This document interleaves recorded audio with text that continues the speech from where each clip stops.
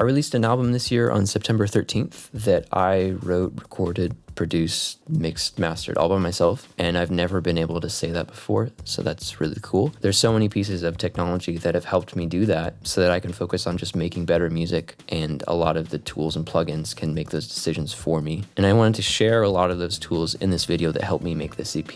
If you're new here, my name is Brandon. I'm a solo artist from Austin, and if this video is helpful in any way to you, please subscribe. Also, a side note really quick, my allergies are really bad today. About to be fall in Texas right now, so I'm sorry if I'm congested and sniffly, but let's get into the video. For drums, there's a lot of different ways to go.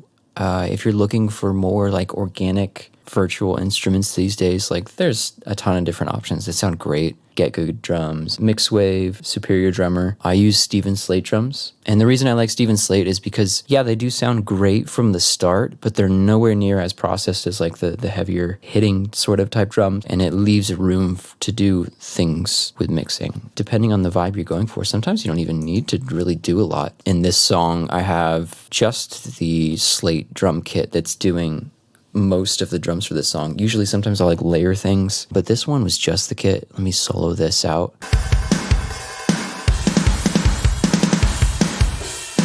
And then in context for the whole song.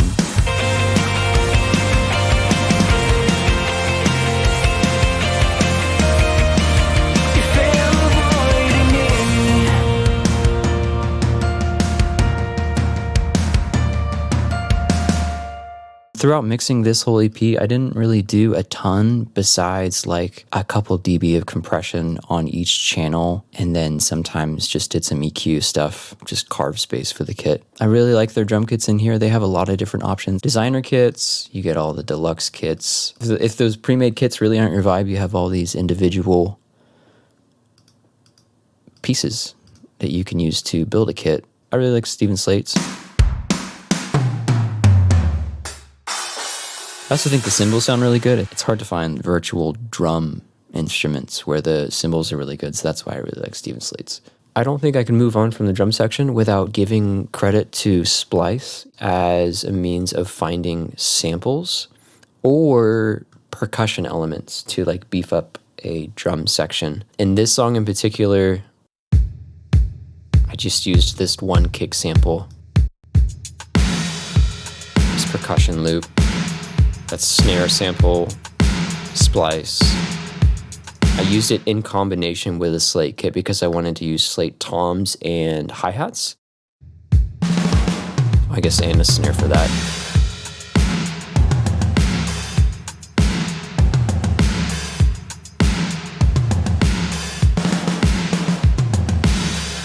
I have 4,200 credits for Splice. I use Splice a lot. There's so many different companies nowadays that have some sort of amp simulation plugin that sounds really good. I mean, shoot, even Dayglow used nothing but Logic guitar amps for his whole last album. For me personally, I like to use a mixture of Tonex for actual amp sounds and then Helix Native for like my guitar effects as much as I can, unless I'm trying to do something either unique that those two things can't do, in which case like I'll try to find a way to convert that for live. But I use Tonex and Helix because those are the same pedals on my pedal board. In this particular song, my left guitar is this 65 Deluxe Reverb. My right side is a Matchless Independence 35. For the guitar lead, I also use that same mattress.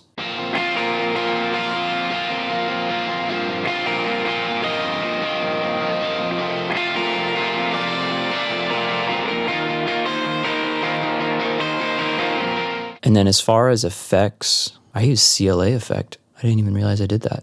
Okay, well, it's just a super easy plugin to open up for those kind of things. So I would have translated that to something I could use in the Helix later. When I'm tracking real bass, I'll also usually try to reach for something like the Tonex, just because like I've downloaded a couple other like third-party captures that sound decent.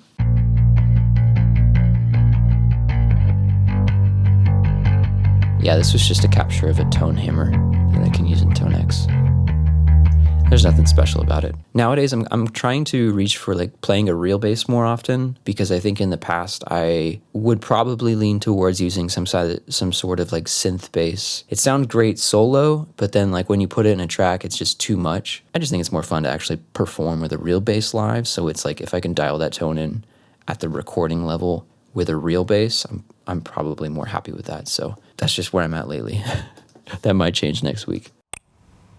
So many different types of keys, plugins, and things that I might use something for differently. And then there's a lot of things that like also overlap. I like the output suite for a lot of different key sounds. So in this song, for the post-chorus lead, I have analog strings playing this one lead here. Sounds great. It's just a preset that I modified. And then in context with the song,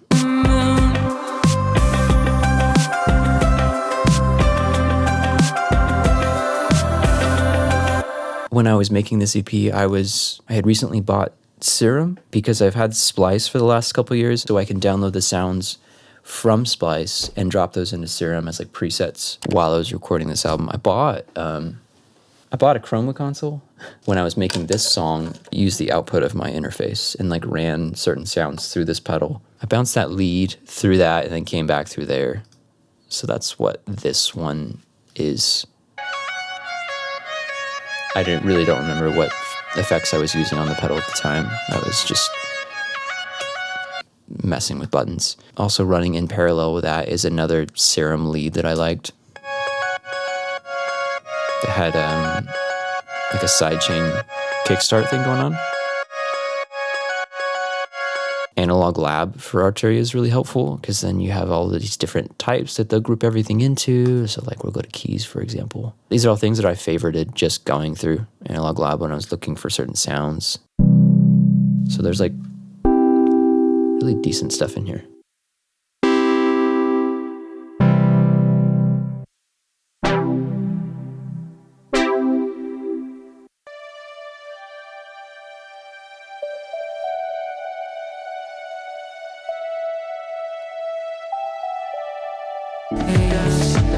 So picture perfect, but now what a shame, baby.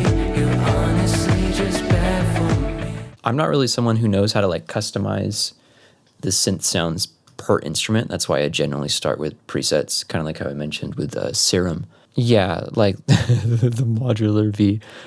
I have no idea where to even start with this. My favorite piano VST is Hammers and Waves. Hammers and Waves has a lot of different options here. We have acoustic ones. You have a modern grand, a relic upright, a UX upright. You have your chimes, like I mentioned. There's electric options here, just electric pianos. And then the prepared ones that are like a little bit more obscure, Obscura grand, and a muted relic.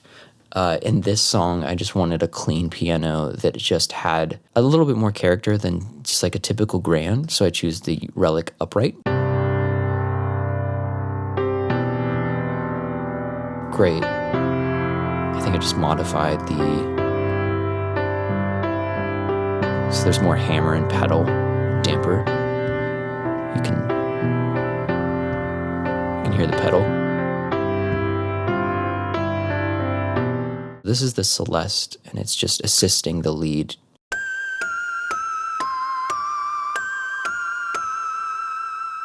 So I thought that was cool in combination with this.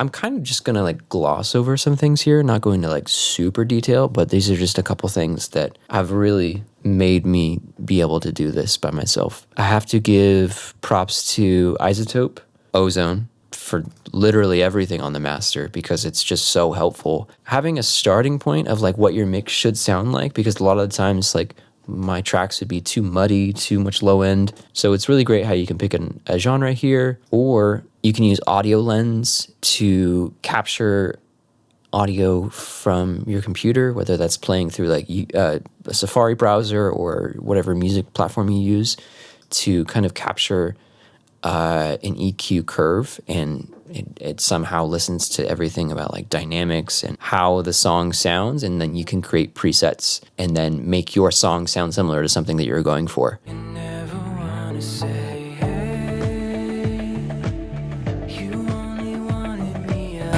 display. You only had me if at all in case.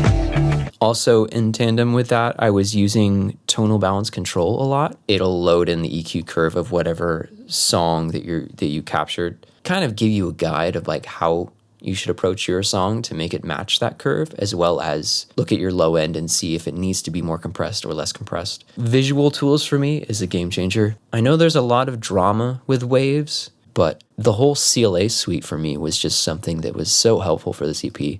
I always use CLA vocals. It's just really good. If I'm going for a dry vocal, I'll just end up taking the effects off and just essentially just use it for compression and some sort of EQ. Another one from Waves that I really liked, the Shep's Omni channel. So for all my vocals, I would just do 2 stages of compression usually. I'll show you without any plugin.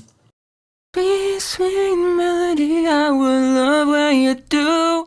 So just those 2 stages of Omni channel for the compression to the start, and then CLA vocals. Sweet, sweet melody, I will love when you do. And then with the song. Sweet, sweet memory will dance under the moon. Make a sweet, sweet memory, just me and you.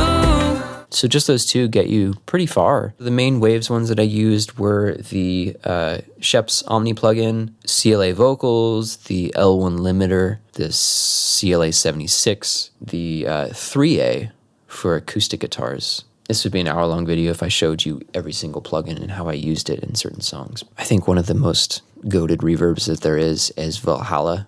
Here's a pluck. And here's what added.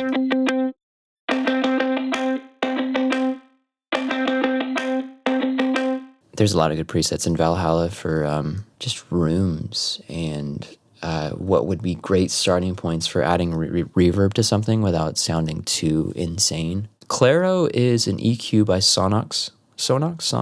You can do a lot of things with Claro, but I use it specifically for like masking or colliding frequencies between tracks. While you're learning, this is just a great visual aid to be able to see, to be able to make those changes and then experience that stuff in real time. So right now I'm looking at the Claro that's on that pluck guitar, and when it's yellow like this, that means that it's colliding with those tracks in a specific frequency, right?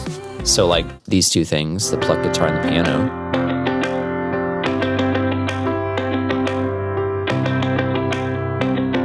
So it just really tells you when things are colliding and where you can make space for something. My last thing is Reference by Sonarworks. It's not called Reference anymore. I get bored of the same desk setup after like 6 months, so I always have to move things. Every single room I'm in, I have a lot of like sound panels. I do the best that I can. I'll use Reference 4 to calibrate my monitors in whatever setup they're currently in. If I make something in here and take it to the car, it's a lot better than if I didn't use Reference to get to that same spot. It's been invaluable. I did want to give some honorable mentions to a couple plugins that I didn't mention in this video yet so far. So quick shout out to Soothe for any sort of resonance things. I used it quite a bit when mixing. Isotope's Insight Pro, which is another thing I had on my mastering channel. And then lastly, Output's Thermal. It's a drive distortion effects plugin to kind of spice up a track if you're looking for like a little bit more sauce on something. Thanks for watching. Subscribe if you haven't. Okay, bye.